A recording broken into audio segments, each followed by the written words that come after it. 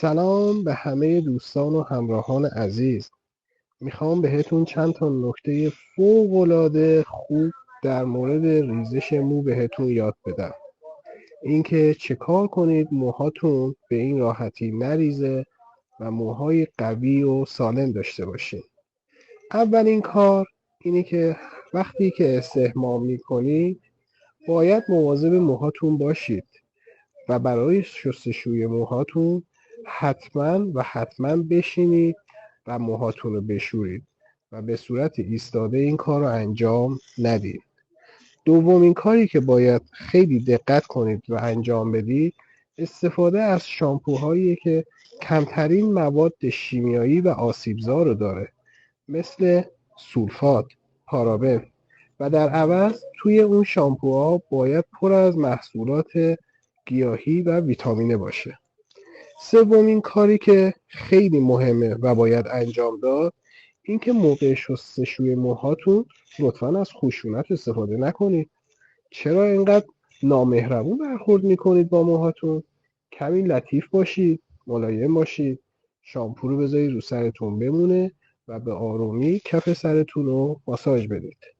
چهارمین کار میتونه این باشه که وقتی از حمام میایید بیرون بازم با موهاتون مهربون باشین. تا جایی که میتونید از سشوار استفاده نکنید، از مواد حرارتی استفاده نکنید و موهاتون رو با یه حوله به آرامی و آرامش خشک کنید. کمی حوصله به خرج بدید و اگرم میگید نمیشه بدون سشوار، اشکال نداره، حداقل از کمترین درجه حرارتش استفاده کنید و تایمش رو کمی کوتاه‌تر کنید. و اما نکته خیلی خیلی مهم، بعد از حمام از برس‌های فلزی، پلاستیکی و یا برس‌های حرارتی و پیچ تا جایی که میتونید استفاده نکنید. بهترین کار اینه که از برس چوبی استفاده کنید. برس چوبی هم جلوی موخورتون رو میگیره، هم جلوی ریزش موهاتون رو. خیلی حال موهاتون رو خوب میکنه.